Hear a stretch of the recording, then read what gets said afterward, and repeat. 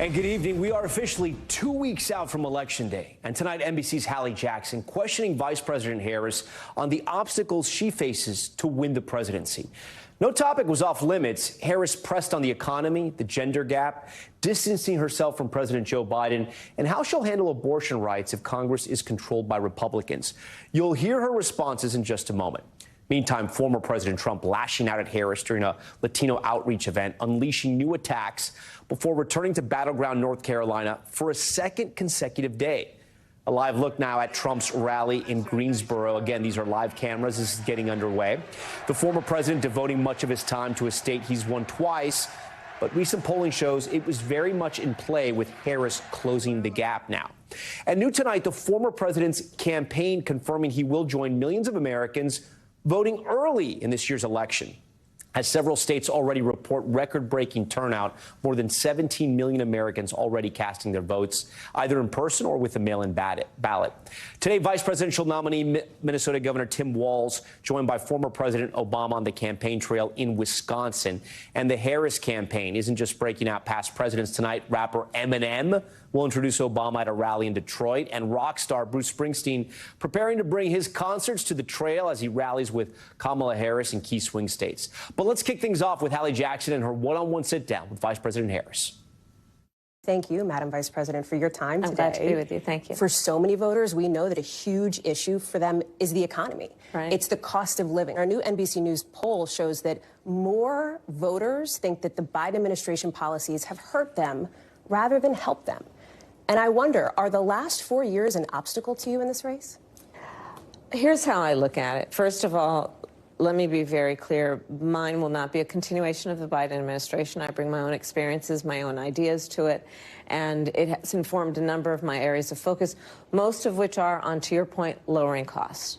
So part of my plan includes what we need to do to bring down the price of groceries, including the work I will do dealing with price gouging, something I dealt with when I was Attorney General, something I will deal with going forward. Then why do you think that's not landing with voters? Because in the numbers, it's the opposite. Former President Trump leads you on this issue. Well, when I'm out, this is why I'm going out to Wisconsin, Pennsylvania, and Michigan, excuse me. Just got in late this morning, actually. But going to 3 states yesterday, and I'm going to continue being on the road. I have to earn the vote. As you sit here today, do you think the country is ready now for a woman and a woman of color to be president? Absolutely. Absolutely.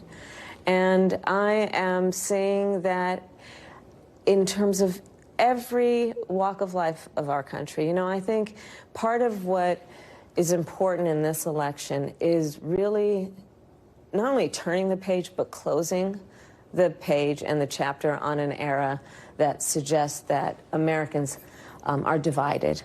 The vast majority of us have so much more in common than what separates us. And what the American people want in their president is a president for all Americans, which is the type and kind of president I pledge to be. You've been reluctant to lean into, to talk about the historic nature of your candidacy on the campaign trail. Why is that?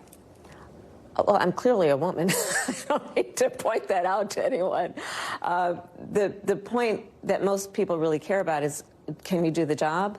And do you have a plan to actually focus on them? There is a big gender gap in this race. Fewer men support you right now than they did President Biden. Some of your allies have suggested there's sexism at play.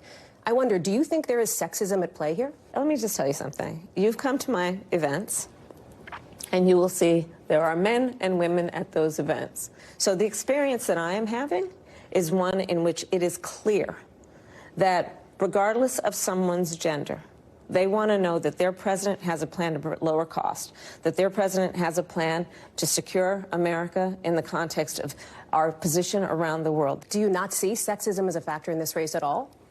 I don't think of it that way. My challenge is the challenge of making sure I can talk with and listen to as many voters as possible and earn their vote. We traveled with the vice president to campaign events in Pennsylvania, Wisconsin, and Michigan. We're out here chatting with Vice President Kamala Harris as she is looking to win over moderate voters, Republicans, undecideds in this key battleground state. We're off to the next one. Wisconsin is next. Including events with former Republican Congresswoman Liz Cheney. You're out here trying to reach women, trying to reach moderate Republicans. We are just 2 weeks out from the election. Yes. If they're still undecided, it means something about your message hasn't connected with them yet. What is it? We're 2 weeks away from a presidential election, and people are listening to the issues. You could tell from the response here with a group of undecideds, many independents, many Republicans, that they are open to and actually supportive of an approach that is about saying that we must have a president of the United States who honors and defends the Constitution of the United States, as opposed to Donald Trump that says he wants to terminate it. And on the campaign trail, she criticized former President Trump on minimum wage after he avoided saying whether it should be raised while campaigning at a McDonald's. Do you have a number? What would you like to see it at?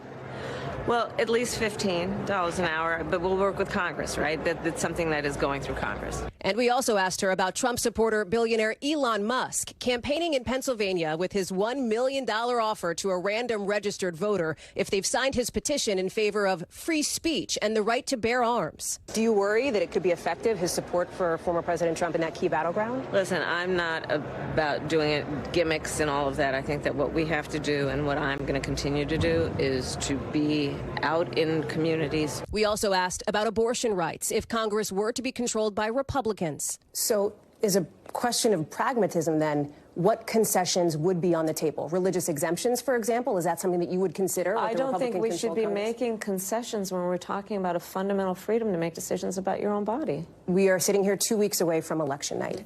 Last election, the former president came out on election night and declared victory before all the votes were counted. What is your plan if he does that again in 2 weeks? Well, let me say this. We've got 2 weeks to go. And I'm very much grounded in the present in terms of the task at hand. And we will deal with election night and the days after as they come. And we have the resources and the expertise and the focus on that as well. So you have teams ready to go? Is that what you're saying? Are you thinking about that as a possibility? Of course. This is a person, Donald Trump, who tried to undo a free and fair election, who still denies the will of the people, who incited a violent mob to attack the United States Capitol, and 140 law enforcement officers were attacked. Would you consider, if you win and he's convicted, a pardon for former President Trump? I'm not going to get into those hypotheticals. I'm focused on the next 14 days. But do you believe, is there any part of you that subscribes to the argument that has been made in the past that a pardon could help bring America together, could help unify the country and move on? Let me tell you what's going to help us move on. I get elected president of the United States. All right, with that, Hallie Jackson joins us tonight from Washington, fresh off that interview with Vice President Harris. So, Hallie, you also pressed the Vice President about President Joe Biden's decision to drop out of the race. I do want to play that sound and talk about it after. Let's listen. Can you say that you were honest with the American people about what you saw in those moments with President Biden as you were with him again and again, repeatedly in that time? Of course. Joe Biden is an extremely accomplished, experienced, and capable in every way that anyone would want if they're president. And you never saw anything like what happened at the debate night behind closed doors with him? It was a bad debate. People have bad debates. He is absolutely. But that's the reason why you're here, and he's not running for the top of the ticket. Well, you'd have to ask him if that's the only reason why. What do you think? I am running for president of the United States. Joe Biden is not. And my presidency will be about bringing a new generation of leadership to America that is focused on the work that we need to do to invest in the ambitions and aspirations of the American people. Hallie, first off, great question. I think there's a lot of insight there, and I think it speaks to a larger point, right? And maybe the problem she's having with some voters in these battleground states, which is she is the vice president, and Joe Biden, if they want change, it's very hard for her to make that case, even though she is trying very hard. And from the get-go in the interview, it sounded like she said she was going to be her own president. Tom, thank you for that. And listen, this goes back to the very first question that I asked her when we first sat down, which is about, as you point out, the 4 years that she has already been in office right there alongside President Biden. She has been, of course, reluctant to criticize President Biden. She has cast it in terms of, traditionally vice presidents are loyal to their president. She has defended his fitness for office. You heard her do it again there. She also has made clear, as she did right at the top, that she wants to be different from Joe Biden, that she will not be a continuation of the Biden administration. Now, the reason why that's so interesting, just from a political and strategic perspective, is because the 4 years of the Biden administration, as we pointed out, had not been all that popular, frankly. And so she is trying to make the case that she is generational change, that she is turning the page, essentially, after having been in the White House for 4 years. So you heard her answer to that there. The question is, of course, how does this resonate to voters? And I will tell you that she is making this very big push. You saw it in that story. Undecided voters, looking at moderate Republicans, disaffected Republicans, for example. Why? That is it's a small slice of the electorate. But this election is about the margins, Tom. Yeah. You know that as well as anybody, right? It's going to come down to a small slice of voters. It's partly why she's heading to Texas, not a traditional presidential battleground, but she's going to be there later on in the week to try to spotlight the state's restrictive abortion law. She and her team see that as really a potential way to mobilize turnout, because there's a lot of folks who say that they believe that is such a key issue, Tom. And they think there might be a possibility there in that Senate race as well, which you know. All right, Hallie Jackson, so great to talk to you. Great interview. Thanks, and we're going to look for more of it throughout the day. With just 2 weeks left until Election Day, both campaigns are playing defense in states their parties won 4 years ago. Today, former President Trump on the trail in Florida and North Carolina, while Governor Tim Walz rallied with former President Obama in Wisconsin. All this as U.S. authorities announced new evidence of Russian interference in the election. Garrett Haake has it all, covering from North Carolina tonight. A crowd of Trump supporters tonight awaiting the return of Donald Trump to the Tar Heel state for the second straight day, looking to shore up a southern battleground that's voted for Republicans for president in the last 3 elections, but remains competitive now. Earlier, holding a roundtable with Latino community leaders in South Florida, boasting about his support. It's an incredible community, and I liked them, and they liked me, and now they're seeing numbers that are shocking. And unleashing a torrent of personal insults against Vice President Harris. She's lazy as hell, and she's got that reputation. She's a radical left lunatic. Meanwhile, former President Obama rallying with Tim Walz in Wisconsin on the Badger State's first day of early voting. Get off your couch and do what? Put down your phones and do what? It all comes amid a renewed focus on election security, with the Office of the Director of National Intelligence warning they expect foreign actors, particularly Russia, China, and Iran, to intensify their efforts to, quote, divide Americans and undermine Americans' confidence in the democratic process, including by using AI. The intel agencies assess that Russia prefers for Trump to win and was behind a false story circulating online suggesting illegal activity by Walz. You probably can't tell that some of us aren't real. Tonight, the nonpartisan group Represent Us releasing this public service announcement, warning about deceptive election-related content created by AI, using deep-faked versions of celebrities to prove their point. These are all scams designed to trick you into not voting. Don't fall for it. Back in North Carolina, voters eyeing the election process warily. I think this will be a fair election this year because we notice all the tricks, and it's a new day under the sun, so we're aware. Do you have confidence that this election will be fairly decided? I sure hope so. I have some confidence, not 100%. I guess we'll see. All right, Garrett Haake joins us tonight from Greensboro, North Carolina. So, Garrett, it sounds like and feels like the candidates are ramping up their interviews, both in traditional media and sort of new forms of media. Talk to us about who's doing what, and we just saw Harris's big interview there with Hallie Jackson.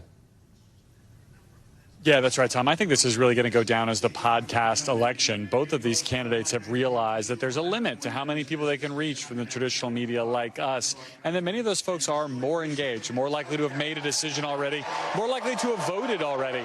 Both campaigns have tried to go outside the box of reaching audiences with podcasts. Donald Trump has done podcasts large and small, catered to young men, including on some streaming platforms that, frankly, I had never even heard of coming into this campaign. Now he's set to do Joe Rogan's podcast on Friday, one that I've heard of, and I expect most of our viewers have. It's the most downloaded podcast in America most weeks. This comes after Kamala Harris was on Call Her Daddy, arguably the most widely listened to podcast for young women. These campaigns are trying to wring votes out of unlikely voters around the country, folks who might engage with them on those platforms who will simply never see them on ours. Tom? All right, Garrett Haake for us. Garrett, we appreciate that. As Garrett was mentioning, Trump is working to protect North Carolina. Let me show you the map from 2020. North Carolina was the only battleground states of the 7 we're watching that he was able to hold right here, coming back to the 2024 map. Now, the Harris campaign is zeroing in on what they see as their most direct path, the blue wall. These 3 Rust Belt states, Pennsylvania, Michigan, and Wisconsin. They voted together for Democrats in 7 of the last 8 presidential elections, and they carried Joe Biden to the White House in 2020. But tonight, NBC News has new reporting that some Harris campaign officials, look at this, are worried there could be a crack in the blue wall this year. The Harris team is bracing for either Michigan or Wisconsin to be flipped by Trump.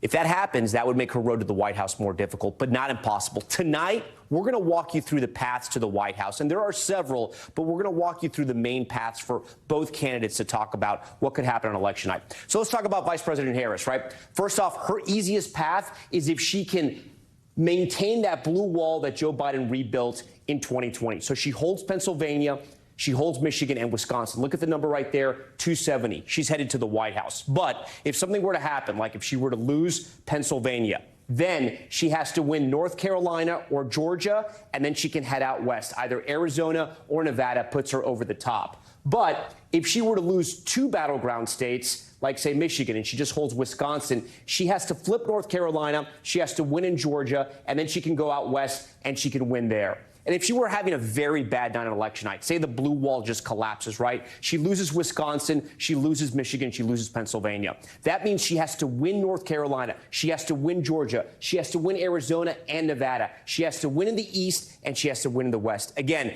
that's going to be a very rough night for Democrats if that happens, but that's a path for her. Let's talk about Donald Trump now, the former president. He won in 2016. His easiest path on election night would be to win North Carolina once again. He holds North Carolina. He flips Georgia back red. Remember, he lost in 2020. He won it in 2016. And then he wins Pennsylvania. This East Coast strategy, it takes him to 270. But if he can't win Pennsylvania, and remember, all eyes are in Pennsylvania, 19 electoral votes, the most money and the most time spent by these candidates. If he says he wins Michigan and he holds North Carolina, flips Georgia, all he has to do is win Nevada or Arizona, one state out west. If it's Wisconsin that he wins and he loses Michigan and Pennsylvania, it's a little trickier because the math doesn't add up. He has to hold North Carolina, Georgia. He has to win in Arizona and then Nevada as well. And that's one of the paths that he can get to get over there. The final path, and this is kind of a strange one, is if there would be a tie. And yes, there could be a tie. Let me walk you through how this would happen. If Harris wins the blue wall, she wins Wisconsin, Michigan, and Pennsylvania, she gets to 270. So you're going to say the race is over. Sort of. Watch this. If we go to Trump and we give him the states out west, Nevada, Arizona, Georgia, and North Carolina, 268, he's still 2 electoral votes short. So what happened? Let's go to North. You see Nebraska here in Maine? They sort of have this Where's Waldo effect. They're both blue and red. What does that mean? Well, they hand out their electoral votes in different ways, by popular vote, but also by congressional district. Let me show you. So as we go into Nebraska right here, you have the popular vote at 2, and then each congressional district gets 1 electoral vote. So congressional district 2, that's the city of Omaha and Sarpy County. If Trump were to flip this, and he won this in 2016, I should remind you, then look at this number, 269, 269. So you're asking yourself, what happens? We're not at 270. Well, here's what happens. It then goes to the House of Representatives. And the House of Representatives would select the president, not the current House, the House that wins on election night. So if Republicans are in control of the House, each state gets 1 vote, and it stands to reason that if the Republicans have the majority, they're going to select Donald Trump to be the president. Same for Democrats. If they win the House, they're going to pick Kamala Harris. So what happens with vice president? It gets stranger. The Senate then picks the vice president. So if the Democrats hold the Senate like they do right now, and if they hold it on election night, they would pick the vice president. So yes, there's a scenario where Donald Trump could be the president, and then Governor Tim Walz would be the vice president, and vice versa. Kamala Harris is president, and J.D. Vance is the vice president. It's completely strange. Listen, this hasn't happened in 200 years with this many states. but it has happened in our country's history. So it's just one of the many scenarios we're going to be ready for on election night. And again, we're going to be covering all this as we head into those 2 weeks into election. We want to switch gears now because we're covering a lot of news tonight, and there's a big story, some breaking news involving McDonald's. Tonight, a deadly E. coli outbreak in multiple states now linked to the fast food giant. According to the CDC, there have been 49 cases, right? 10 hospitalizations and 1 death. And most people sickened reportedly by eating the popular Quarter Pounder hamburger. Take a look at this map. These are the 10 states with cases. Colorado, Nebraska reporting the most illnesses. For more on this, I want to bring in Liz Kreutz, who's been following all the late-breaking details from L.A. So, Liz, talk to us about what we know so far about this outbreak. Hey, Tom. Yeah, so right now McDonald's says that their investigation shows that it could likely be linked to the slivered onions that are on the Quarter Pounder burger. The CDC says their investigators are still trying to understand where it's linked to. They're looking at both the slivered onions and the beef patty that's used for the Quarter Pounder. And what they say is that McDonald's says is that the slivered onions, they believe, are tied to one single supplier that then uses 3 distributors that then distributed these onions to the restaurants across those 10 states where there have been cases reported. As you mentioned, 49 people have reported illnesses, but the CDC says the number is likely more because of folks who don't report that they are sick. 10 people, including a child, are hospitalized. And sadly, that one person that died, Tom, that is an elderly person who ate at a restaurant in Colorado who is believed to have had some underlying health issues as well. Millions of Americans rely on McDonald's for lunch, dinner, breakfast, you name it. How do people know if they have E. coli, and what should they do? Yeah, so what the CDC says is really a stomach issue here. So it's if you're vomiting, if you have stomach cramps, nausea, those are some of the key signs. And then they say that oftentimes the symptoms, Tom, can come 3, 4, 5 days after you ingest the E. coli. And then it can last 5 to 7 days, the symptoms. If you recover from it, of course, some people have more severe issues from E. coli. And if you do feel like you have those symptoms, you should tell your healthcare provider. We will say, Tom, the McDonald's did say in a statement that they have taken the slivered onions off the menu in the affected areas and also temporarily taken the Quarter Pounder burger off the menu in those affected areas as well. And Liz, before you go, I know we have some reaction from McDonald's. What are they saying? Yeah, so they're saying that they take the food safety very seriously here. They are working with the CDC right now to try to understand how this happened, what it is linked to. And as we said, they said in their statement that their safety protocols are in line. And what they're doing then is taking these slivered onions off the menu as well as the Quarter Pounder burger. And Tom, they mentioned that all the other burgers on their menu, those are fine to eat. They don't believe it's linked to that. Okay. Liz Kreutz, we appreciate it. Big story tonight. We're going to head overseas now, switch gears to the war in the Middle East. In Israel tonight, Secretary of State Antony Blinken meeting with Prime Minister Benjamin Netanyahu. Blinken's arrival coming in a renewed push for a ceasefire deal between Israel and Hamas as the conflict over in Lebanon now escalates. Andrea Mitchell has this one. Today, massive explosions in Beirut. Israeli airstrikes collapsing 2 apartment buildings, adding more urgency to the crisis confronting Secretary of State Antony Blinken as he arrived in Israel for a tough meeting with Prime Minister Netanyahu. Blinken telling the Prime Minister he should capitalize on the death of Hamas leader Yahya Sinwar to end the war in Gaza and secure the release of the hostages. And we have to make sure that this is a moment of opportunity to move forward. Blinken also urging him to reach a diplomatic solution in Lebanon, where at least 63 were killed in the past 24 hours, according to the Lebanese Health Ministry. NBC's Matt Bradley is there. The death toll here is likely to increase. It's been hours since this airstrike, but family members are taking it upon themselves to sift through the wreckage, looking for their loved ones. This as in Gaza, the war continues. Food lines today as far as the eye can see, adding to the desperation of hostage families, including Aviva Siegel, who was held hostage for 51 days and whose American husband, Keith, is still being held in Gaza. What do you want Netanyahu to do? I would like Bibi Netanyahu to understand that if Keith doesn't come home now, he's going to come home dead. And I want him home. I want him home alive. And tonight, with much of the aid stalled at the Gaza border, Blinken told Israel much more needs to be done to make sure the aid reaches the people who desperately need it. Tom?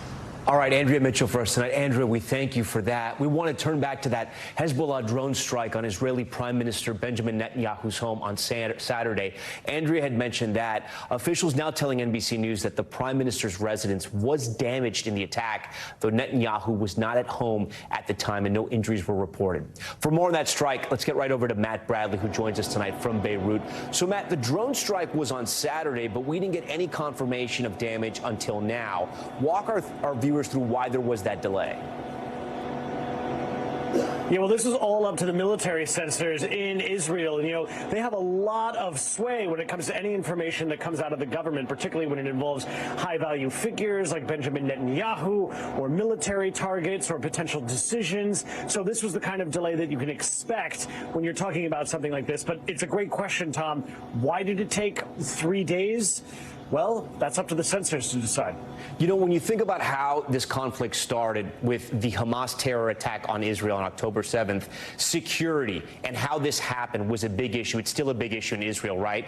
Why their guard was down. And now you have a drone attack while they're at war at the Prime Minister's residence. I mean, how was that drone able to get so close?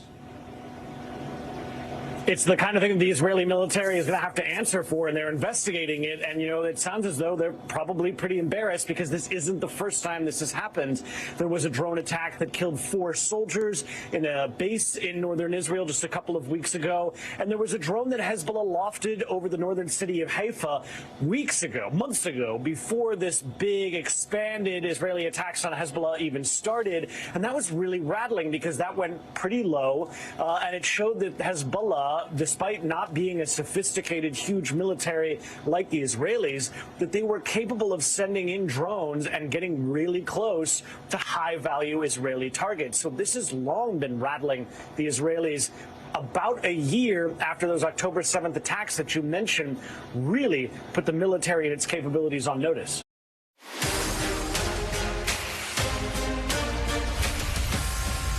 Okay, we're back now with Top Stories newsfeed. A major ruling tonight involving former New York City mayor and former Trump attorney Rudy Giuliani. A federal judge ordering Giuliani to turn over his luxury Manhattan penthouse and all his valuable possessions to 2 Georgia election workers who he defamed. The 2 women filed an action to seize Giuliani's assets in an effort to begin collecting on the $146 million in damages they were awarded last year after he was found liable for repeatedly defaming them over false election fraud claims. And some users of Juul e-cigarettes have received thousands of dollars as part of a massive settlement. Juul and partial owner Altria agreed to pay a total of $300 million back in 2022 after consumers claimed they were misled about the vape's addictiveness and safety and for marketing to minors. Juul has not admitted to any wrongdoing, and Altria has denied the allegations. An estimated 845,000 users were eligible for compensation. The amount users are receiving depends in part on how many receipts they could provide in their claim. Okay, next tonight to a case of a missing Texas mother, last seen more than 2 weeks ago. A neighbor telling police she got into a heated argument with her husband outside of their San Antonio home before vanishing without a trace. That husband now in custody for domestic violence charges, and authorities say he's not cooperating with the missing person investigation.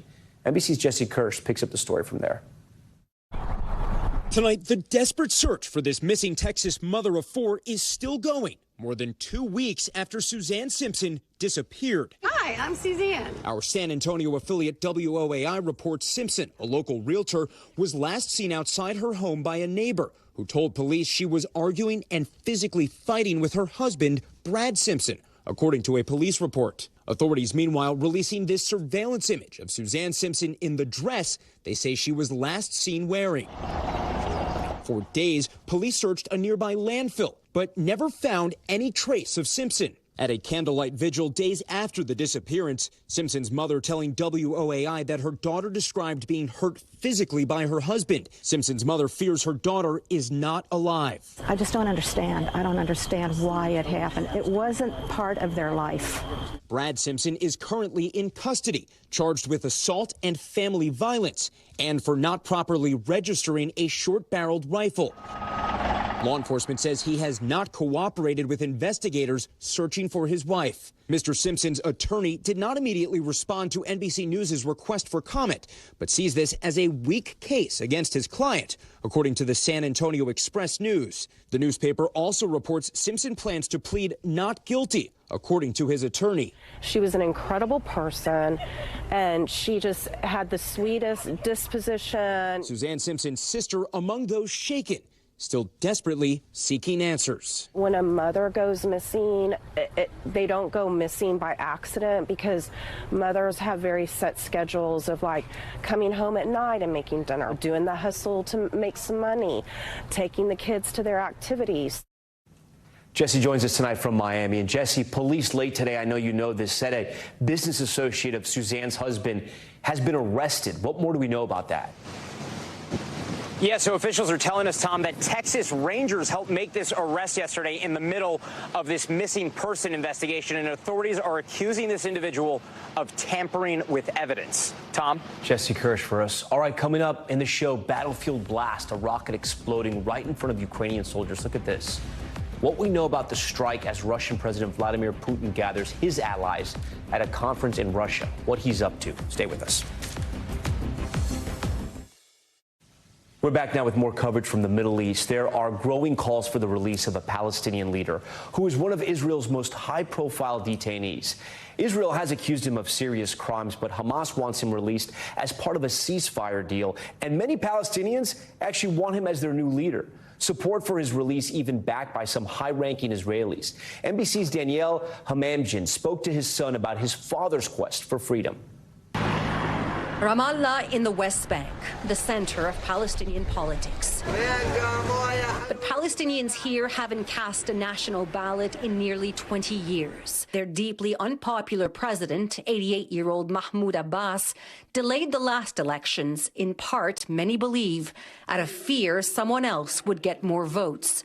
That other candidate is Marwan Barghouti. Leading our movement. Over the years, polls have shown he's the one man who's had more support than any other leader. He represents a symbol for getting out of this mess that Mahmoud Abbas put us in. Everything that is wrong with the Palestinian political system, he seems to be the way out. Many see him as a way out, but Israel is keeping him locked up in prison, where he's been for nearly 2 decades.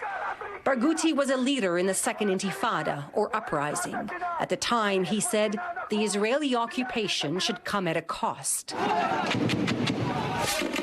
Once Israel's most wanted man in the West Bank, he was accused of founding the armed Palestinian group, the Al-Aqsa Brigades. He was captured, tried, and convicted on 5 counts of murder.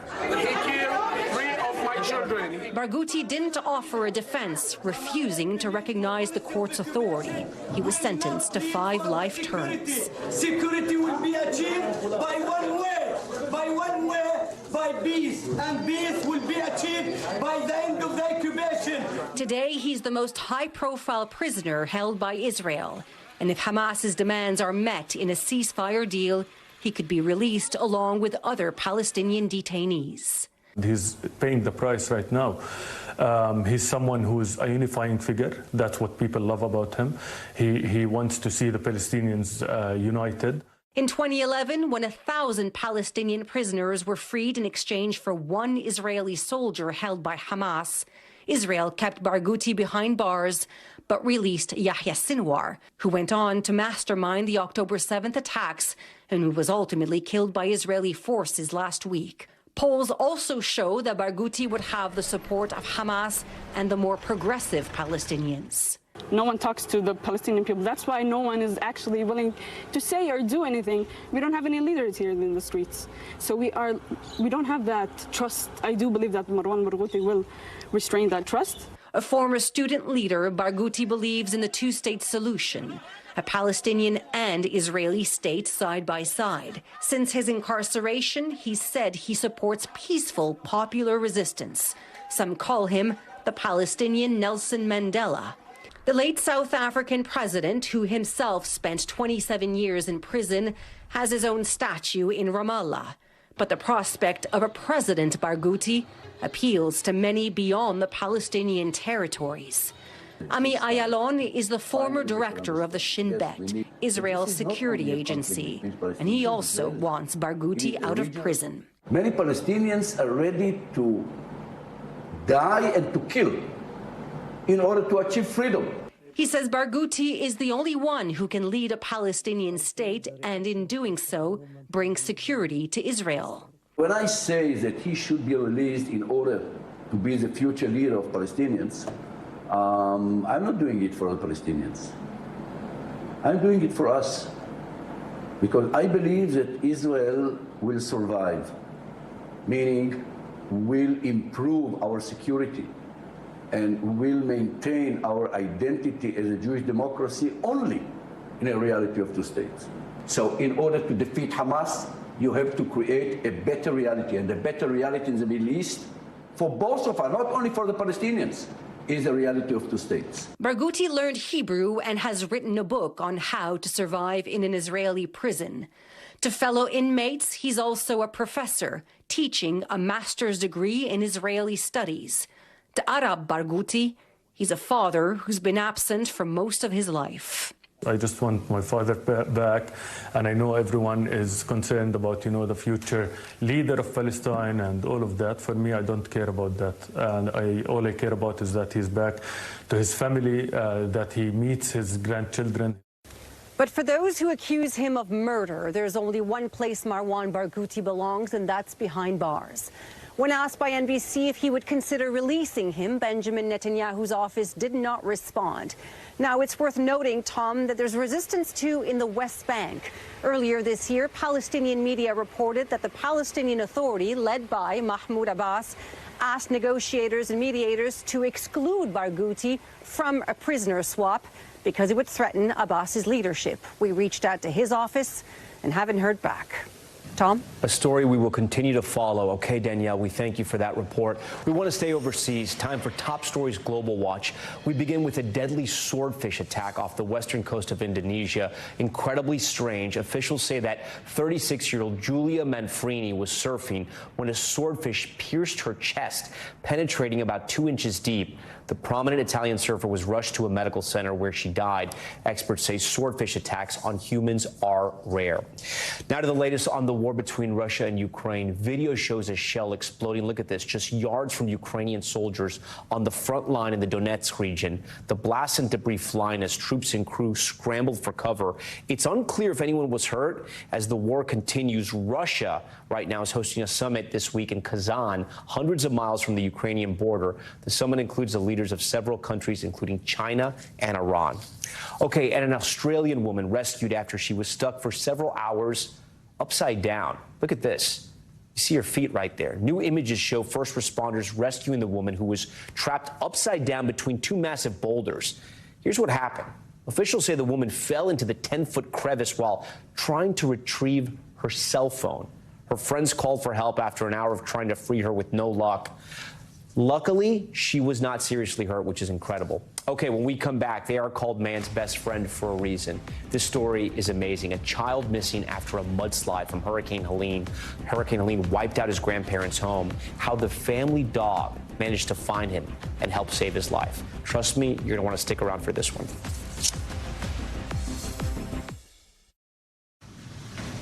Finally tonight, we end with a heartwarming and incredible story of hope. An 11-year-old boy saved from the wreckage of Hurricane Helene, all thanks to his family dog. Michelle Bowden from our affiliate WCNC in Charlotte, North Carolina, has this one. Hello. Jamie and Tucker have always been inseparable. I probably would have died if it wasn't for Tucker. It was terrifying. The two were at home with Jamie's grandparents and sister Gemma, not far from Asheville, when a mudslide slammed into their house. All of a sudden, I felt the house go like this, and then I saw walls coming at me. I was on the couch with Gemma. Then the house mudslided, and I face planted into a wall, like full body went flying. Grandma ended up on the roof, but Jamie was thrown under the stairs in a pile of rubble about 12 feet deep. It was scary. I thought I was all alone, no one else. I thought they died. I had yelled for Jamie and Gemma and Michael. Nobody answered me. I didn't know for what everybody was dead. And I was screaming my head off. It felt like forever down there. If I couldn't see sunlight or nothing, I just felt water dripping on me. I thought I was either gonna drown or run out of air.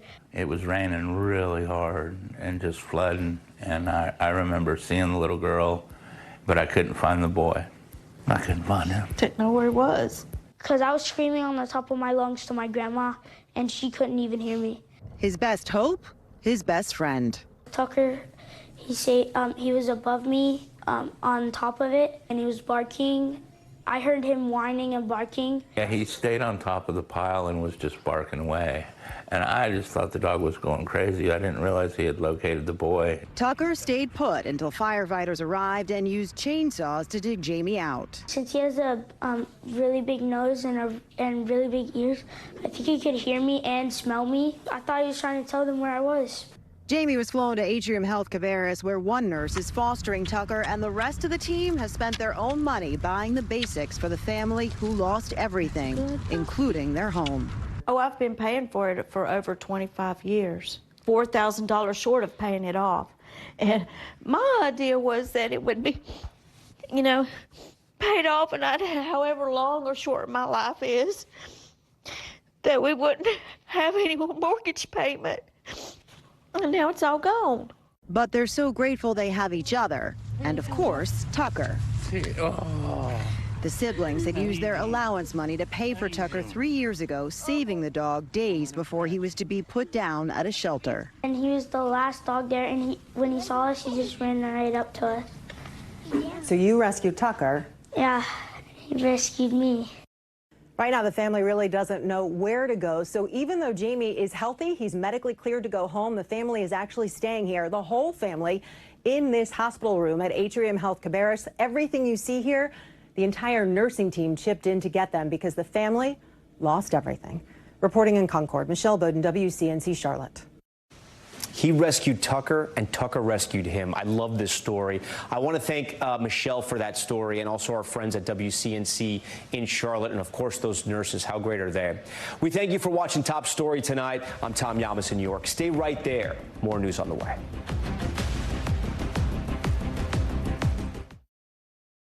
Thanks for watching. Stay updated about breaking news and top stories on the NBC News app or follow us on social media.